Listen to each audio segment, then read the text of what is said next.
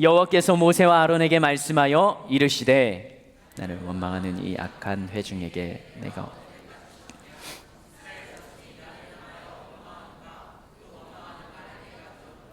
그들에게 이르기를 여호와의 말씀에 내 삶을 두고 맹세하노라. 너희 말이 내 귀에 들린 대로 내가 너희에게 행하리니 너희 시체가 이 광야에 엎드러질 것이라. 너희 중에서 20세 이상으로 계속된 곧 나를 여분네 아들 갈렙과 눈의 아들 여호수아 외에는 내가 맹세하여 너희에게 살게 하리라 한 땅에 결단코 들어가지 못하리라.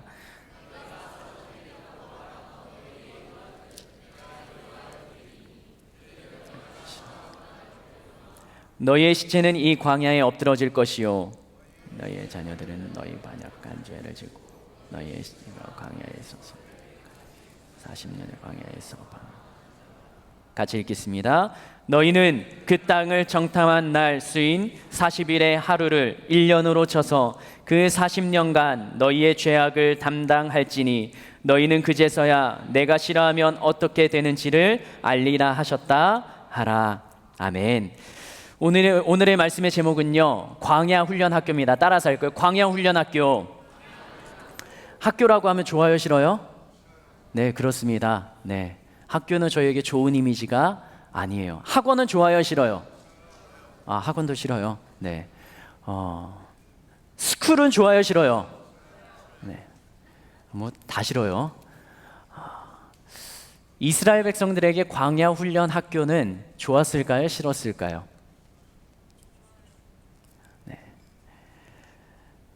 일단 많이 걷습니다. 그 당시에는 마차도 있었지만 이스라엘 백성들은 걸어 다녔어요.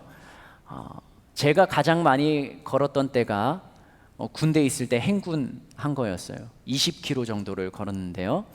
20km 걸으면은 긴 거 같아요, 짧은 거 같아요?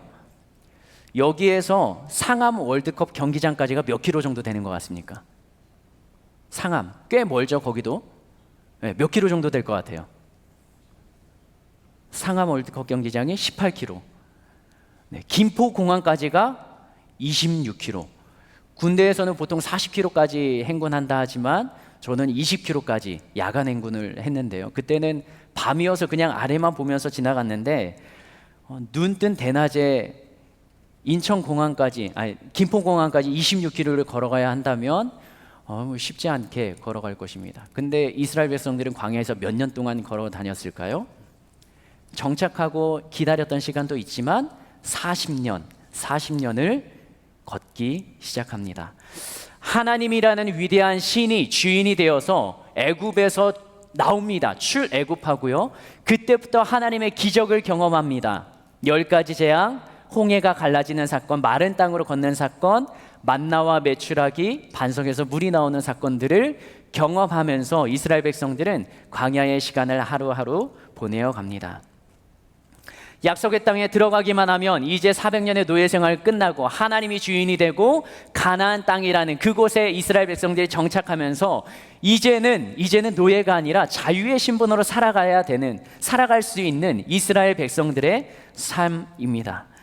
그런데 가나안 땅에 들어가기 직전 40년을 이스라엘 백성들은 걸어 다니면서 생활을 하게 됩니다. 그 이유를 성경에서는 이스라엘 백성들이 원망하고 불평한 것, 하나님의 말씀에 순종하지 않은 것 때문이라고 이야기를 합니다. 이스라엘 백성들이 어떤 불평을 했는지 출애굽기 말씀 한번 볼까요? 14장 10절 말씀. 이것은 애굽에서 나온 다음에 홍해 앞에 있을 때 이스라엘 백성들이 했던 불평입니다. 12절까지요. 시작.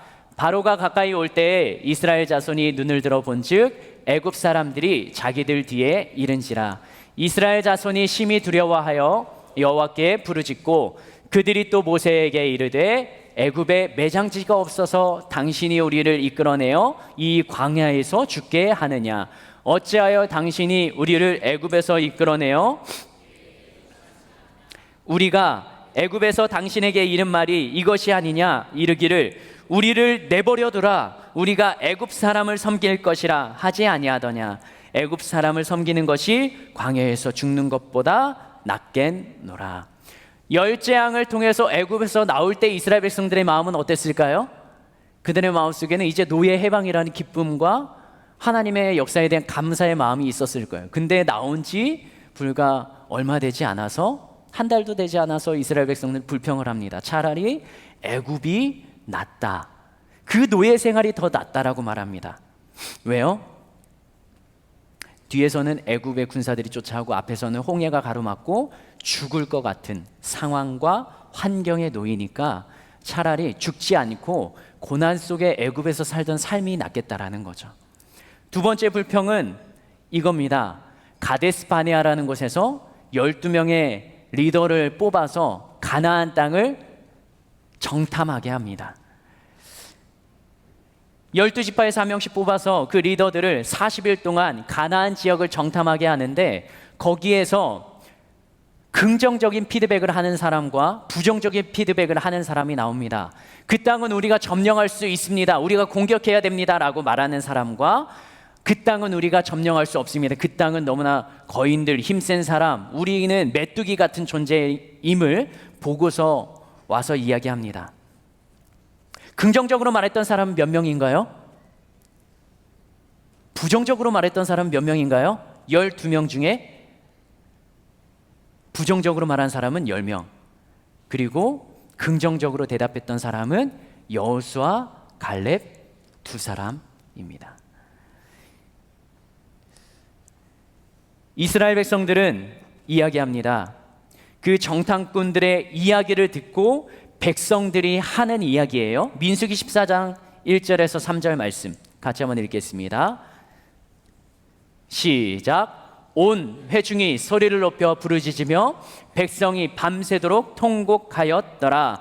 이스라엘 자손이 다 모세와 아론을 원망하며 온 회중이 그들에게 이르되 우리가 애굽 땅에서 죽었거나 이 광야에서 죽었으면 좋았을 것을 어찌하여 여호와가 우리를 그 땅으로 인도하여 칼에 쓰러지게 하려 하는가? 우리 처제가 사로잡히리니 애굽으로 돌아가는 것이 낫지 아니하랴. 밤새도록 통곡을 합니다. 웁니다. 그리고 그들이 하는 말이 이곳 광야보다 하나님의 기적을 경험하며 살아가는 시간보다 어디가 낫다고요? 애굽. 그 노예 생활이 낫다라고 다시 한번 불평을 합니다. 이 똑같은 상황이에요. 그들의 불평은 이스라엘 백성들이 가나안 땅을 공격해야 되는데 거기 사람들이 덩치가 좋고 키가 크고 우리보다 더 건장한, 또 무기나 이런 전쟁을 했을 때 이스라엘 백성들이 죽을 것 같으니까, 죽을 것 같은 상황 앞에서 내놓는 불평이 차라리 내가 몸이 힘들고 어렵게 노예로 생활했던 그 애굽이 좋았겠다라고 회상하는 겁니다. 그 상황에서 하나님께서는 이렇게 말씀하세요. 무자비한 말씀인데요. 민수기 14장 35절 말씀 같이 읽겠습니다. 시작. 나 여호와가 말하였거니와 모여 나를 거역하는 이 악한 온 회중에게 내가 반드시 이같이 행하리니 그들은 이 광야에서 소멸되어 거기서. 하나님의 말씀을 거역하는 자들, 결국에는 이스라엘 백성들에게 허락한 약속의 땅은 가나안이에요. 이스라엘 나라입니다.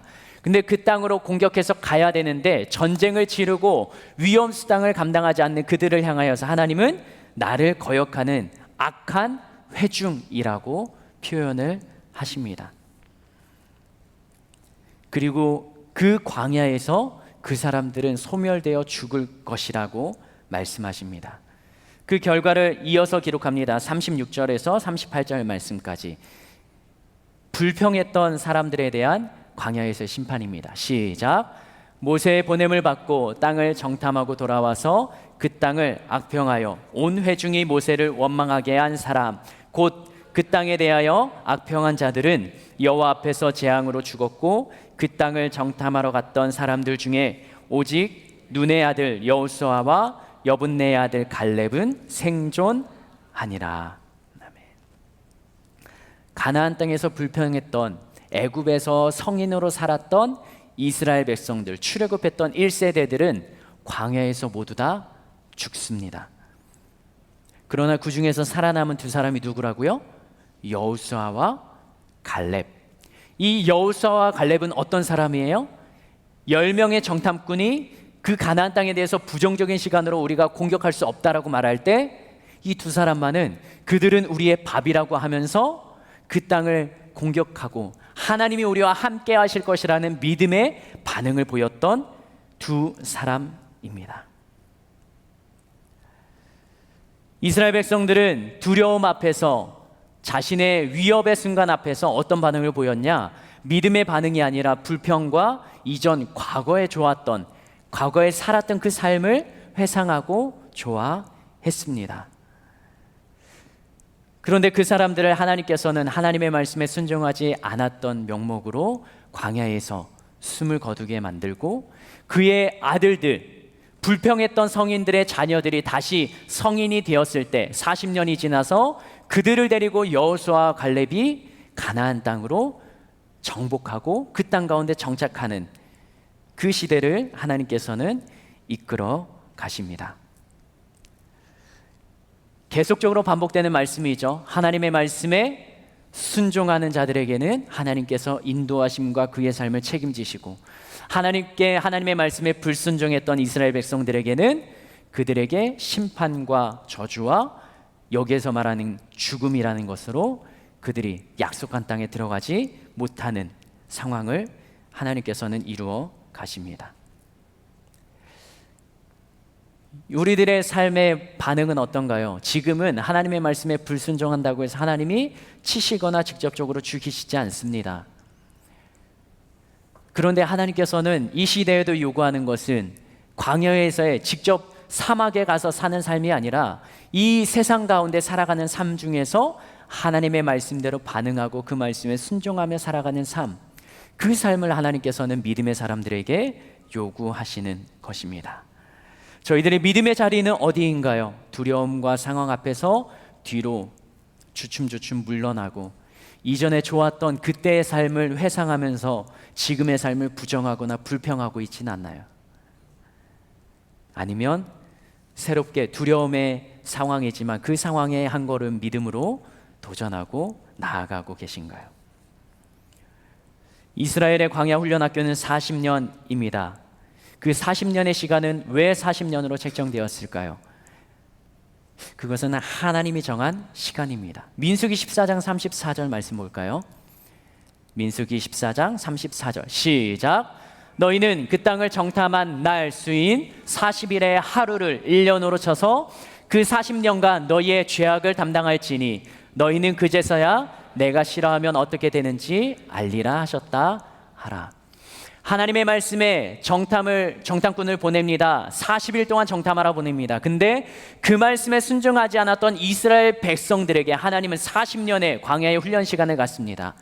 정탐한 하루를 1년으로 쳐서 40일 정탐한 그날 40년 동안 이스라엘 백성들을 훈련시키십니다. 민수기 32장 13절 말씀 읽어보겠습니다. 시작.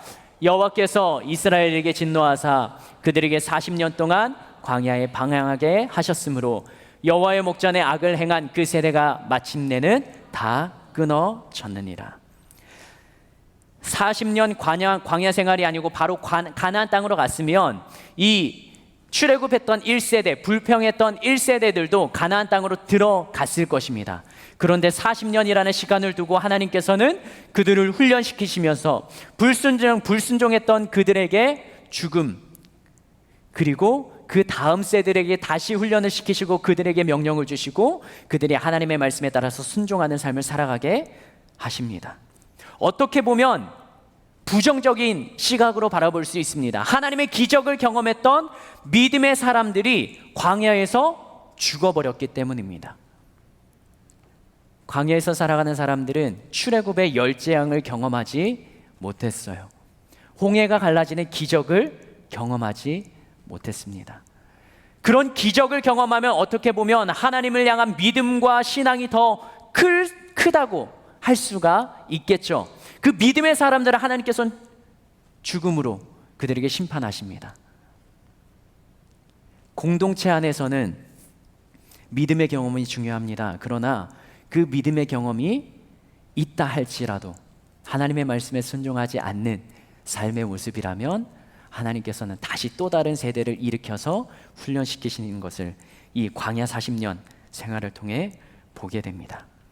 믿음의 사람들은 죽었지만 하나님께서는 그의 자녀들을 통하여서 출애굽한 2세대 자녀들을 훈련시키시고 그들에게 다시 한번 하나님의 말씀에 순종해야 함을 보여주시면서 그들을 준비시켜서 가나안 땅으로 들어가게 하십니다. 그 시간을 모세는 이렇게 회상을 합니다. 신명기 2장 7절 말씀입니다. 같이 한번 읽겠습니다. 시작. 내 하나님 여호와께서 내가 하는 모든 일에 내게 복을 주시고 내가 이 큰 광야에 두루 다님을 알고 내 하나님 여호와께서 이 40년 동안 너와 함께 하셨으므로 내게 부족함이 없었느니라 하시기로. 40년 동안 하나님이 너희와 어떻게 하셨다고요? 함께 하셨다라고 모세는 고백을 합니다. 광야의 삶이 부족함이 없는 삶이었나요? 아니죠. 부족함이 있었죠. 먹을 게 없어서 목이 말라서 하나님 앞에 불평했던 그들이잖아요.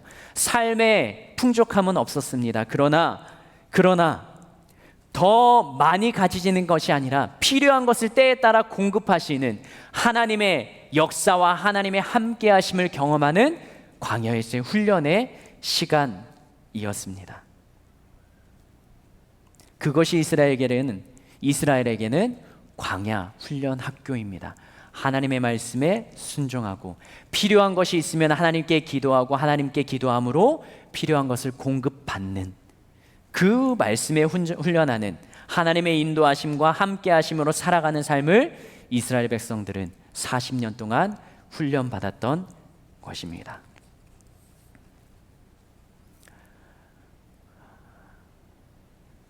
하나님께서는 이스라엘 백성들을 왜 광야로 보내셨는지 그것을 신명기 8장 2절 말씀에 이렇게 기록하고 있습니다. 같이 한번 읽어보겠습니다. 신명기 8장 2절 말씀 시작. 너의 하나님 여호와께서 이 40년 동안에 내가 광야길을 걷게 하신 것을 기억하라. 이는 너를 낮추시며 너를 시험하사 내 마음이 어떠한지 그 명령을 지키는지 지키지 않는지 알려 하심이라. 아멘. 하나님께서 왜 이스라엘 백성들에게 광야의 훈련 학교를 거치게 하셨다고요? 첫 번째는 이스라엘 백성들을 낮추시기 위해서요. 낮춘다는 것은 나의 힘을 빼는 작업이에요. 내가 할 수 없다는 것을 고백하고 전적으로 하나님이 하시고 하나님이 이끌어 가시는 그 삶을 살아내게 하는 훈련의 목적입니다. 두 번째는 시험하시기 위함이에요. 시험이라는 것은요, 그 힘들고 어려운 상황에 내가 무엇을 의지하고 내가 절박한 순간에 내가 어떤 것을 의지하는지 그것을 하나님께서는 이스라엘 백성들에게 훈련시키신 것입니다. 그 두 가지를 통하여서 그 이스라엘 백성들의 마음이 어떠한지, 하나님의 명령을 지키는지 지키지 않는지 그것을 확인하시려고 광야의 40년의 시간을 걷게 하셨다라고 모세는 그 삶을 정리하고 있습니다. 그 다음 3절 말씀에는 이렇게 기록합니다. 시작. 너를 낮추시며 너를 줄이게 하시며 또 너를 알지 못하며 내 조상들도 알지 못하던 만나를 너희에게 먹이신 것은 사람이 떡으로만 사는 것이 아니요 여호와의 입에서 나오는 모든 말씀으로 사는 줄을 내게 알려 하십니다. 아멘. 세상을 사는 지혜는요, 나의 힘이 아니라 하나님의 말씀으로 살아가는 것입니다. 나의 힘으로 살아갈 수도 있습니다. 광야에서 이스라엘 백성들의 힘으로 살아갈 수도 있습니다. 그러나 하나님의 말씀대로 따라가는 삶을 살아내는 것, 그게 바로 이스라엘 백성들이 살아내는 삶입니다. 요한일서 5장 4절 말씀 읽어볼까요? 시작. 무릇 하나님께로부터 난 자마다 세상을 이기느니라. 세상을 이기는 승리는 이것이니 우리의 믿음이니라. 아멘. 세상을 이기는 것은 뭐라고요? 우리의 믿음. 하나님의 살아계심을 믿는 믿음, 하나님이 나의 삶을 이끌어 가심을 믿는 믿음, 그 믿음으로 이 땅을 살아낸다는 것입니다. 그 믿음이 살아계신 우리 하나님, 그 하나님께 나의 삶을 맡길 수 있는 근본이고 힘이 되는 것입니다. 그 믿음이 바로 광야의 힘든 시간을 견딜 수 있으며 이겨내게 하는 원동력이 되는 것입니다. 오늘 11시 예배를 드리면서 11시 예배 헌금 찬양을 한 자매가 찬양을 했는데요. 그 찬양을 들으면서 굉장히 은혜가 됐습니다. 그리고 그 찬양을 다시 한번 청년들과 나누고 싶은데 어떻게 나눌까 고민하는데 그 처음 만나는 솔리스트에게 부탁을 하기는 굉장히 어렵고 그래서 고민을 했습니다. 근데 그 찬양의 제목이 세상을 사는 지혜입니다. 아마 특성으로도 많이 들어보셨을 텐데요. 가사가 이렇게 기록되어 있습니다. 하늘을 볼 겨를도 없이 정신없이 세상을 살다가 마음이 먹먹함이 내 삶을 짓누를 때 그제서야 주님을 찾습니다. 행복을 느낄 겨를도 없이 분주하게 살다가 인생의 허무함이 내 삶을 짓누를 때 그제서야 주님을 찾습니다. 모든 것을 다 잃은 것 같은 순간에도 모든 아픔이 내 것인 것 같다 해도 항상 지키시는 나의 주 세상을 살아갈 힘을 주님이 주신다는 것입니다. 그러면서 후렴의 가사는 이렇게 고백합니다. 내게 믿음 주소서, 내 연약한 마음을 돌보소서, 한없이 주님의 사랑을 알게 하옵소서, 영원까지 그의 백성 지키시는 우리 하나님을 바라보며 살게 하소서. 이 찬양을 제가 부를 수 없어서 가장 가까운 사람에게 부탁을 했습니다.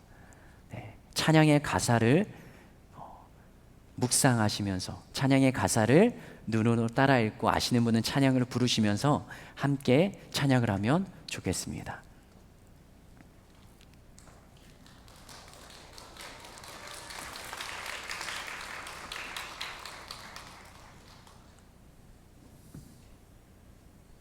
가장 가까운 사람이에요.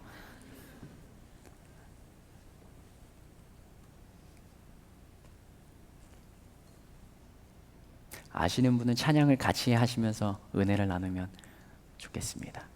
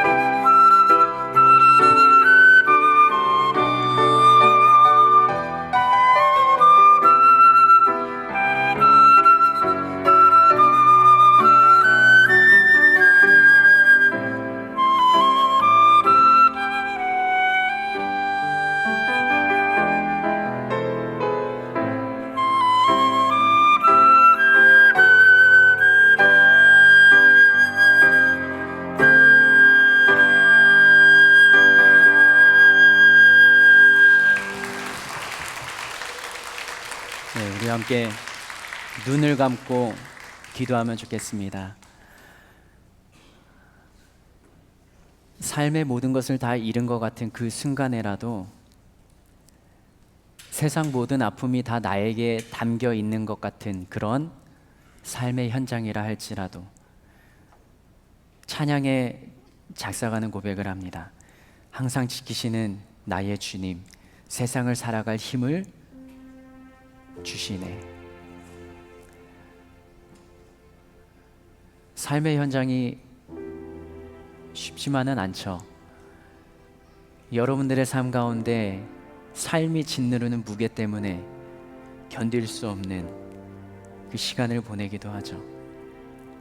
그것이 지나간 분들도 있을 수 있고요. 아니면 지금 그 시간이 나에게 어려운 시간이라 생각이 되기도 합니다.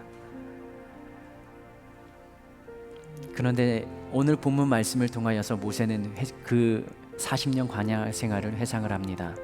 하나님이 돌보시고 채우셨다라고, 부족함이 없게 하셨다라고 합니다. 왜 부족함이 없겠어요? 다른 나라를 보면 애굽은 더 잘 사는 사람들이 있죠. 나의 삶보다. 그러나 모세가 했던 고백은요, 나의 삶에 부족함이 없게 하나님이 채우셨다는 것입니다. 우리가 살아가면서 누구를 비교 대상으로 삼겠습니까? 돈이 많은 사람을 비교 대상으로 삼겠습니까?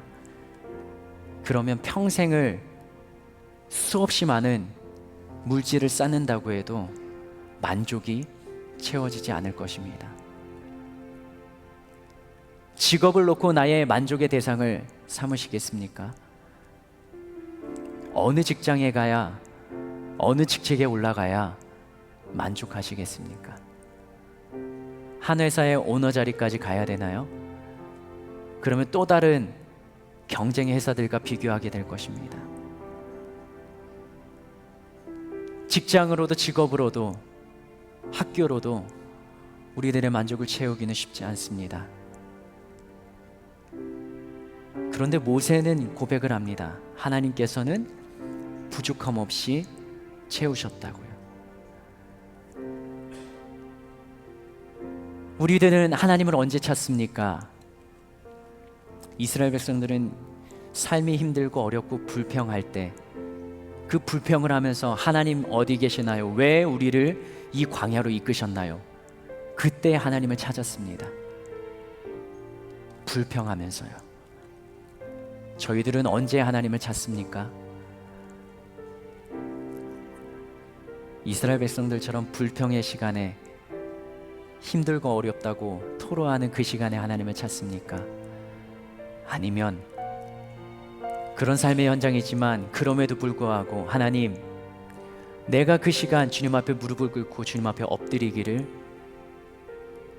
하루하루 실천해내고 계십니까? 광야는 누리는 장소가 아니라 훈련받는 장소입니다. 하나님 나라의 백성이 되기 위해서 훈련을 받는 장소입니다. 애굽에서는 주어진 일만 하면서 나의 마음대로 살았지만, 그러나 광야에서는 하나님의 말씀대로, 하나님의 뜻대로 살아내는 훈련을 하는 시간입니다. 광야는 내 이름으로 살아갈 수 없는 곳이에요. 하나님이 비를 주시고 하나님이 만나를 주시고 하나님이 매출하기를 주셔야 우리는 하나님의 그 도우심으로 살아갈 수 있는 곳이 광야인 것입니다. 하나님께서는 그 40년 광야 생활로 이스라엘 백성들이 이끌어 가시면서 그러면서 그들에게 요청하시는 것입니다. 나를 따라와라. 나의 말을 그대로 인정하고 그 말대로 행해봐라.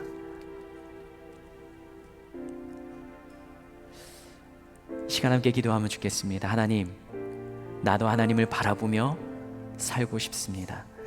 나의 힘을 빼고 하나님과 함께하는 것이 힘이고 즐겁고 행복인 것을, 하나님이 함께 함께 하시는 것, 그것만으로도 나의 삶의 만족이요 충분하다는 삶의 고백이 나올 수 있도록 하나님, 나의 삶 가운데도 주님의 동행하심과 함께 하심으로 나의 삶을 이끌어 주시옵소서. 함께 기도하면 좋겠습니다. 예수여, 세 번 부르며 기도합시다.